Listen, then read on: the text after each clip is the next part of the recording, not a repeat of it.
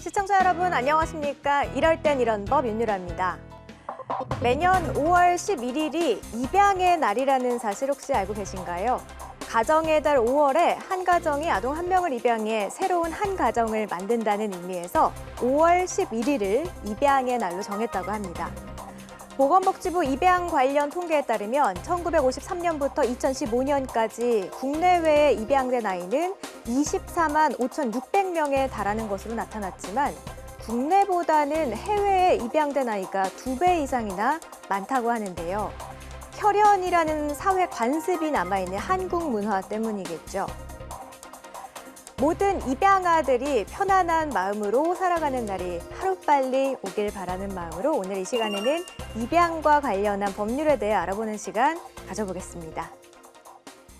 네, 알찬 법률 상식 알려주시기 위해서 오늘도 두 분의 법률 멘토 함께합니다. 박병규 변호사 그리고 법령정보관리위원회 김은관 팀장님 오셨습니다. 어서 오십시오. 네, 반갑습니다. 네. 자, 두 분은 혹시 주변에 뭐 입양을 생각하시거나 혹은 입양을 하신 가정 뭐 보신 적 있으신가요? 주변에 가까운 주변에도 있고 먼 주변에도 있는데 네.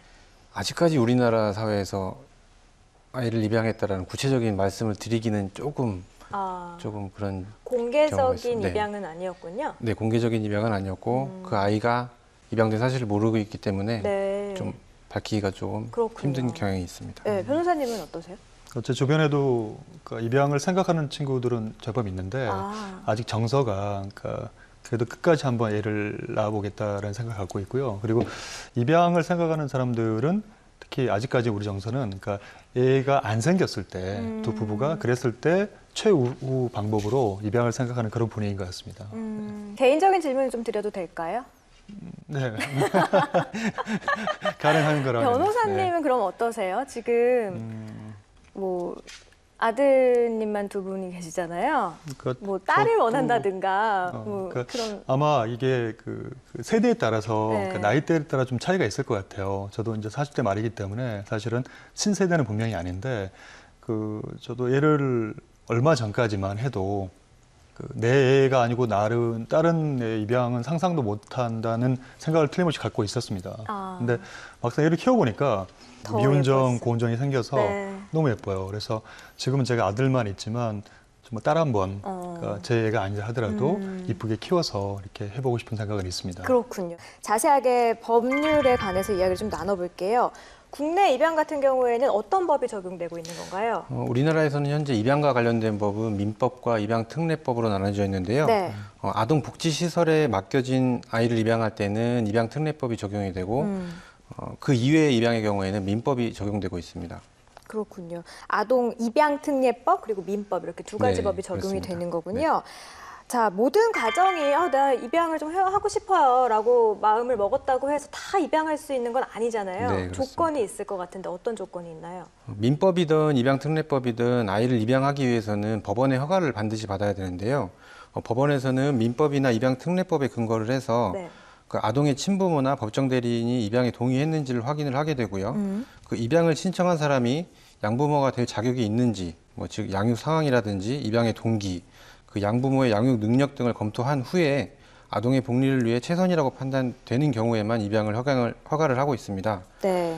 입양특례법에 따른 입양의 경우에는 아동의 복리를 우선을 하고 양자인 아동이 보다 좋은 환경에서 양육될 수 있도록 하기 위해서 그 양부모의 자격을 좀 까다롭게 규정을 하고 있는데 네. 구체적으로는 양부모가 양자를 부양하기에 충분한 재산이 있는지 아니면 종교의 자유를 인정하고 사회 구성원으로서 그에 상응하는 양육과 교육을 할 수 있는지 아동 학대 전력이 있는지 가정폭력 전력이 있는지 이런 것들을 다 확인을 하고 허가를 하고 있습니다. 네. 충분한 재산, 좀 추상적인 말인 것 같은데 어느 정도 재산이 있어야 입양이 가능한 거예요? 글쎄, 아동을 양육을 하고 교육하는 데 들어가는 비용들이 평균적으로 어느 정도 된다라는 게 법원의 판단 기준이 있을 건데 그 기준에 맞는 정도면은 그 허가를 하는 것으로 알고 있습니다. 그렇군요. 네. 만약에요, 아이가 갓난아기 때 이제 입양이 된다면 잘 모르겠지만 의사 표현이 충분히 됐을 경우에 된 나이가 됐을 때 난 입양 가기 싫다. 난 그냥 시설에서 살 것이다 라고 이야기할 수도 있어요. 그럴 경우에는 입양 안 가게 되는 건가요? 비교적 최근에 민법하고 입양특례법이 개정이 돼서 13세 이상의 아동의 경우에는 본인이 자유로운 의사에 의해서 입양 여부를 갖다 의사 표시를 할 수 있게 되어 있습니다. 만 13세 이상. 네, 그래서 13세 이상의 아동이 입양에 동의하지 않으면 입양이 안 되게 될 수 있고요. 근데 문제는 13세 미만인 경우인데 네. 13세 미만이라도 12세인 경우에도 중학생이고 충분히 의사 표시를 할 수가 있거든요. 그렇죠. 이런 경우에는 그 법원의 허가 절차에서 그 아동이 의사를 표현하면 법원이 그 의사를 무조건 따르는 건 아니지만 충분히 참작할 수 있습니다. 근데 문제는 이제 어린 친구들, 뭐 2세, 3세 이런 친구들 같은 경우는 사실은 그거에 대한 거는 본인 의사 표시를 할 수 없으니까 이 경우에는 이제 어쩔 수 없겠지만 나머지 조금 성장한 친구들 같은 경우에는 그 의사에 따라서 입양 여부가 결정될 수 있습니다. 그렇군요. 자, 우리가 이제 입양 특례법이 2012년에 크게 개정이 됐고 또 최근에도 일부 개정이 됐는데요. 사실 노력을 좀 많이 하고 있다라는 생각은 들지만 한간에서는 입양을 막는 입양법이라는 말도 떠돌기도 합니다. 입양 특례법이 대체 어떤 법이길래 이게 입양을 막고 있다 이런 얘기까지 나오는 건지 궁금하거든요. 사실은 좀 절차가 까다로워졌기 때문에 막고 있다고 보고 있지만 네. 최근 개정된 내용을 보면 오히려 개선이라고 보고요. 한번 이제 과거부터 보면 예전 같은 경우에 이제 친부모가 애를 낳았지만 그걸 숨기고 싶어 해서 그 양부모와 관계에서 그 출생신고를 자기한테 하는 게 아니라 양부모의 출생신고를 해서 이렇게 진행되는 경우가 많았습니다. 네. 그리고 이런 경우에 이 절차에 국가가 개입하지 않고 입양 사기관이나 입양 기관이 했었기 때문에 실제로 그 과정에서 가장 중요한 이 입양 제도의 목적은 아동의 복지인데 여기에 포커스가 맞춰지지 않았어요. 그리고 특히 이런 절차가 사적으로 진행되다 보니까 결과적으로 나중에 얘가 커서 자기의 친부모를 찾으려고 해도 찾기가 어려운 부분들이 많이 문제가 됐습니다. 그래서 이런 큰 문제점을 인식하고 입양 특례법이 개정이 되면서 그 입양 제도의 본질인 아동의 복지에 포커스를 맞춰서 이렇게 진행이 되면서 이제 법원의 허가를 얻게 한다든지 그리고 입양 관련 기록을 반드시 보존하도록 함으로써 그리고 나중에 이 친구가 성장했을 때 와서 그걸 갖다가 공개를 요구했을 때 공개하게끔 하는 이런 절차들이 굉장히 좀 까다로워진 건 분명합니다. 그렇지만 이런 부분은 오히려 절차는 까다로워졌지만 그 입양제도의 목적에 비춰보면 타당한 것 같고요.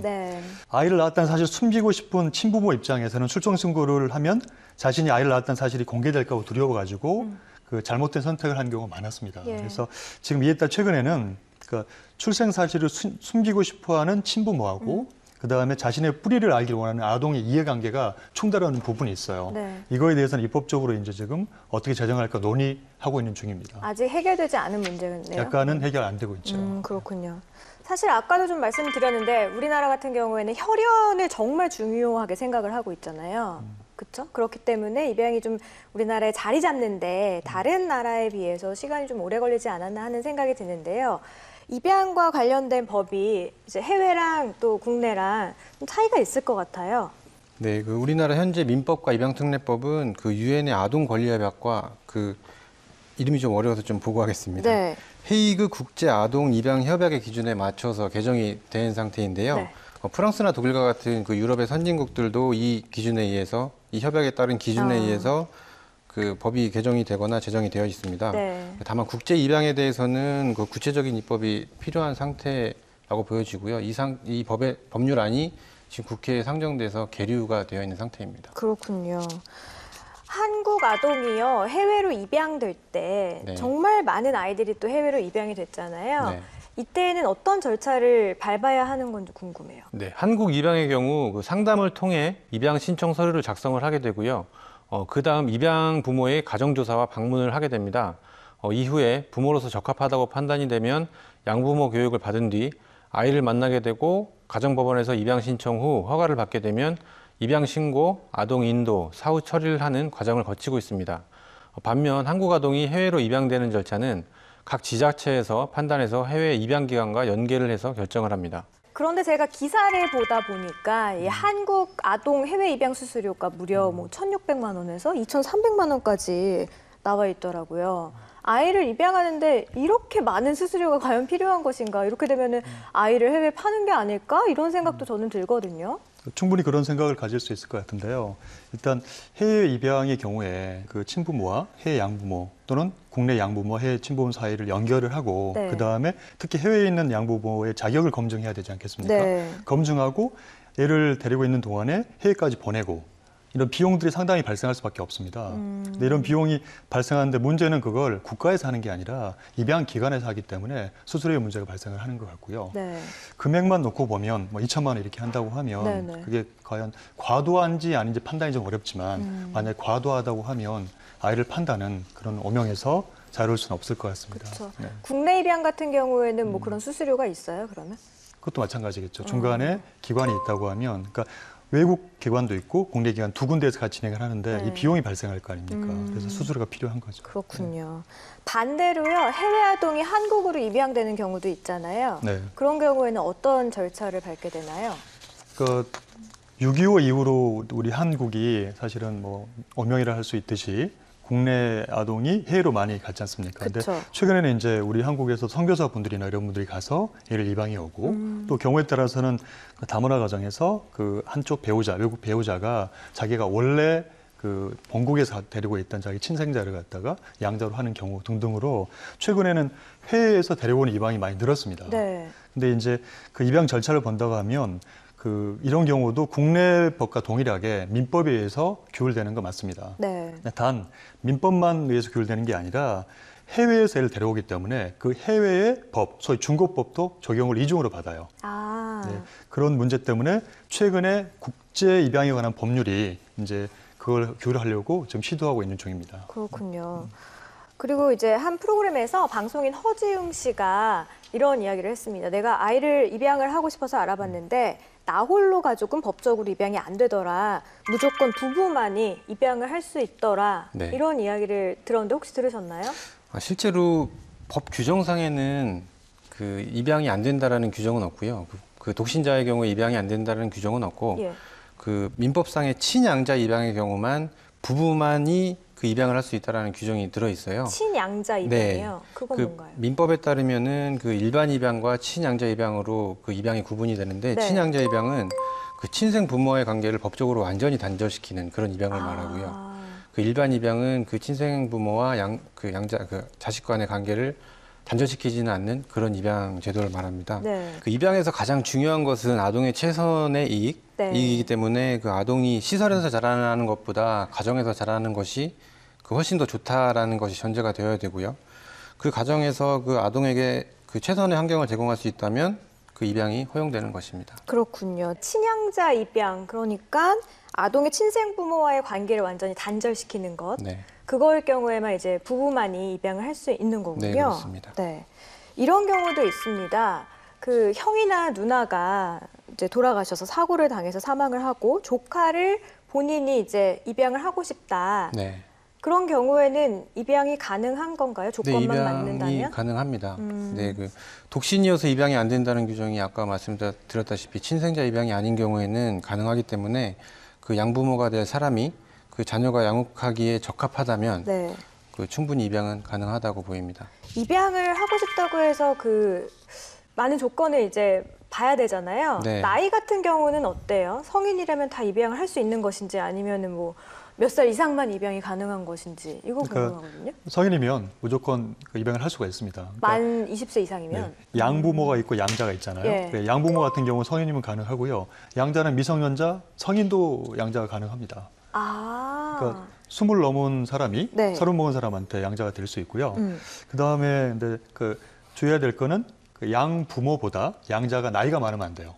그렇겠네요. 그리고 네. 또 예를 들어서 가족끼리도 가능한데 양자가 양부모보다 전속인 경우, 예를 들어 전속이라는 표현은 삼촌이 조카를 양자로 할 수는 있지만 삼촌이 양부모가 되고 그러니까 조카 양자가 될 수 있지만 조카가 양부모가 되고 삼촌이 이렇게 양자가 될 수는 없습니다. 아, 그렇군요. 네. 그리고 이런 경우도 있지 않습니까? 내가 그때는 좀 힘들어서 아이를 입양을 보냈는데 네. 뒤늦게 몇 년 세월이 이제 흐르고 보니까 아이를 다시 이제 키울 수 있는 여력이 돼서 다시 친권을 주장하는 경우, 혹은 이제 미혼모였을 당시에 힘들어서 입양을 보냈는데 아이 아빠가 다시 딱 나타난 겁니다. 네. 아이를 키우겠다. 네. 이런 경우 다시 되찾아올 수 있는 건가요? 입양은 한 번이 된 이후에는 그 친권이 양부모에게 넘어가기 때문에 친권을 다시 주장을 할 수는 없습니다. 아. 그렇긴 한데 그 미혼모의 경우라도 입양을 보낼 때는 반드시 부모의 동의를 얻도록 하고 있기 때문에 네. 그 입양이 된 경우에는 친권을 다시 주장을 할 수 없습니다. 다만 그 만약 친아빠가 나타나서 네네. 그 입양한 사실에 동의한 사실이 없는 친아빠가 나타나서 그 입양을 무효다라고 주장을 하고 싶으면 네. 그 입양 사실을 안 날로부터 일정 기간 내 입양 취소를 청구할 수는 있습니다. 네, 친아빠의 동의 없이 입양이 됐을 경우에는 나중에 친아빠가 다시 친권을 청구할 수 있다라는 네, 말씀이시죠. 입양에 대해서 이야기 나눠보고 있는데 입양 후에 사실 그 파양되는 경우가 굉장히 많습니다. 이럴 경우에는 아이들이 두 번의 버림을 받게 되는 경우잖아요. 마음의 네. 상처가 굉장히 클 것 같은데 이런 거를 좀 대비해서 파양했을 경우에 조금 더 뭔가 더 책임을 묻게 하거나 이런 게 있어야 되지 않을까요? 그래서 그러니까 법은 그러니까 파양을 쉽게 인정해 주는 게 아닙니다. 그러니까 그거 비슷하게 보면 돼요. 혼인하면 이혼할 수 있잖아요. 네. 이혼 비슷하게 이혼은 합의 이혼과 재판상 이혼이 있듯이 쉽게 인정이 안 되듯이 파양도 합의 파양과 재판상 파양만 있습니다. 합의 같은 경우에는 성년자인 경우에 가능할 수가 있는데 기본적으로 그 부모가 미성년 애를 일방적으로 파양할 수 없어요. 그러려고 하면 법원의 재판을 통해서만 파양이 가능하고요. 그 요건도 그 민법에 엄격하게 규정하고 있습니다. 본다면, 그러니까 양부모가 양자로부터 심히 부당한 대우를 받았을 때, 그러니까 양자가 컸어. 그래서 뭐 고등학생 정도 됐는데 이 친구들이 뭐 부모를 학대한다거나 이 정도 사태가 발생했을 때 그것도 재판을 통해서 파양이 가능하고요. 그 다음에 양부모나 양자의 생사가 3년 이상 불분명한 경우, 그것도 재판을 통해서 가능하고 네. 마지막으로 양친자 관계를 계속하기에 어려운 중대한 사유가 있다. 이거는 뭐 판단해 봐야 되겠지만 그런 사유가 있다고 됐을 때 그것도 법원의 재판을 통해서만 파양이 가능합니다. 근데 법원의 재판을 통해서 이 파양이 가능하다고 말씀하셨는데 이미 부모의 입장에서는 난 더 이상 이 애를 키우고 싶지 않다. 이 마음이 굉장히 중요한 거 아니에요? 근데 법원에서 허락을 해주지 않는다면 네. 사랑으로 아이를 키울 수가 없잖아요. 근데 그 입양의 가장 큰 조건은 뭐 아이들의 그런 이익이 이제 가장 중요한 결정 사항 중에 하나인데 이게 이미 사라진 거 아닙니까? 네, 맞습니다. 그러니까 그런 부분에 이제 법원의 고민이 있긴 한데 법원이 볼 때는 파양 사유가 아니라고 판단해서 파양을 안 했지만 실제로는 부모가 그 양자와 관계가 단절돼서 서로 간에 소원해진 관계가 된다고 하면 네. 그 부분에 대해서는 법에 좀 공백이 있는 것 같긴 한데 아직 규율할 수는 없는 것 같아요. 법으로는요. 네, 알겠습니다. 오늘은 저희가 입양과 관련한 법률에 대해서 자세하게 알아봤습니다. 국내외 유명 연예인들이 당당하게 입양 사실을 밝히고 아이들을 사랑스럽게 키우는 모습을 보여준 덕도 있는 것 같아요. 우리 사회는 어느덧 입양의 어떤 선입견이 조금씩 사라지고 있는 게 사실인데요. 우리의 법이 조금 더 촘촘한 그물망이 돼서 입양을 간 모든 아이들이 행복하게 자랄 수 있기를 바라봅니다.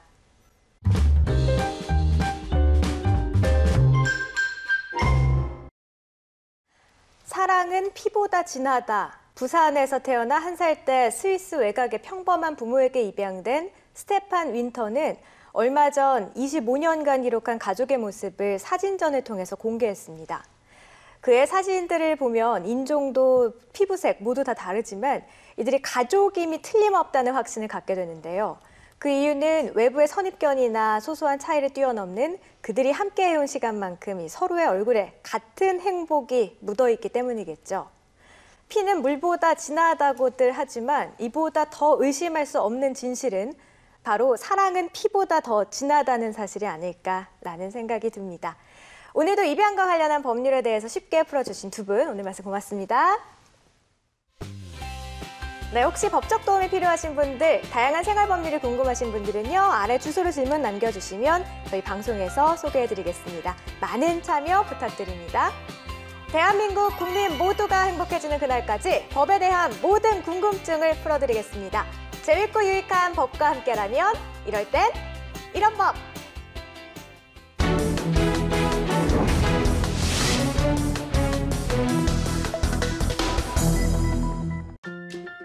흥부는 아버지가 반대하는 결혼을 하는 바람에 경제적인 지원을 하나도 받지 못하게 됩니다. 때문에 7명의 자식을 먹여 살리느라 힘은 들지만 사랑하는 아내와 귀여운 자식들 생각에 부지런히 일하며 행복한 삶을 살아가고 있었습니다. 오늘도 늦어서 애들 얼굴 못 봤네. 참, 오늘 아버지 퇴원 잘하셨어? 네, 그럼요. 제가 병원비도 계산하고 집까지 안전하게 모셔다 드렸어요. 근데 아직도 저 대하고 싶지 않으신가 봐요. 병원비를 당신이 계산했구나. 너무 고맙고 미안해, 여보. 참, 그런데 형님네는 안 오셨어? 그러게요. 지난번에 아버님께서 재산 이야기하자고 부르셨을 때 오신 뒤로는 병원에서도 한 번을 못 뵙네요. 이번 생신 때는 오시겠죠. 마음씨 착한 흥부네와는 달리 욕심 많은 형 놀부는 일정 부분의 재산을 물려받았음에도 아버지의 나머지 재산까지 받기 위해 호시탐탐 기회를 노렸습니다. 그러던 어느 날 흥부는 아버지가 돌아가셨다는 소식을 듣게 됩니다. 아버지 어떡해. 효도 한 번 제대로 못했는데. 야, 왜 이제 왔어? 네가 늦게 와서 아버지가 남긴 유언장도 아직 못 뜯어봤잖아. 이제 너 왔으니까 유언장 뜯어야겠다. 형, 아버지가 돌아가셨는데 유언장이 문제야? 형 정말 너무한 거 아니야? 그러게 살아계실 때 좀 더 잘하지 그랬어. 네가 후회되는 걸 왜 나한테 화풀이를 해? 유언장. 항상 착하고 부지런하게 사는 흥부에게 내 전 재산을 물려줄 것이다. 청담동에서. 에? 아니 이게 뭐야? 전 재산을 흥부에게 준다고? 아니 이게 말이 돼? 어허, 그래서 네가 지금 아버지한테 효도 못했다고 우는구나. 앞에서 착한 척은 다 하고 뒤에서는 호박 실을까? 아니 형, 그게 무슨 소리야? 난 처음 듣는 말인데. 그런데 유언장을 가만히 들여다보던 놀부는 유언장에 정확한 주소가 없다며 유언장이 무효라고 주장하기 시작합니다. 놀부의 태도가 괘씸하다고 느낀 흥부는 이번에는 지지 않고 맞서는데요. 돈까지만 기재된 유언장, 정말 효력이 없는 걸까요? 1번, 어딘지 정확하게 구별되는 주소를 적지 않았으면 효력이 없는 유언장이다. 2번, 평생 생활한 집의 주소이므로 돈까지만 적어도 문제없다. 정답은 1번. 어딘지 정확하게 구별되는 주소를 적지 않았다면 효력이 없는 유언장이다 입니다. 유언은 고인이 생전에 마지막으로 남긴 의사표시로서 민법에서는 유언의 내용뿐만 아니라 형식에 대해 엄격한 기준을 규정해 유언자의 진위를 명확히 하고 그로 인한 법적 분쟁과 혼란을 예방하고 있습니다. 자필 증서에 의한 유언의 경우에는 유언자가 그 전문과 연, 월, 일, 주소, 성명을 모두 자서하고 날인해야만 효력이 있다고 민법에서 명시하고 있으므로 유언자가 주소를 자서하지 않았다면 법정된 요건과 방식에 어긋난 유언으로서 그것이 유언자의 진정한 의사에 합치하더라도 해당 유언은 효력을 잃게 됩니다. 과거의 대법원은 반드시 주민등록법에 의해 등록된 주소일 필요는 없으나 적어도 생활의 근거가 되는 곳으로서 다른 장소와 구별되는 정도의 표시를 갖추어야 한다고 판결하였습니다. 따라서 돌아가신 아버지의 유언장에 청담동에서 라고까지만 주소를 기재한 것은 다른 장소와 구별되는 표시라고 볼 수 없기 때문에 이 유언장은 주소 누락으로 효력이 없다고 판단이 됩니다.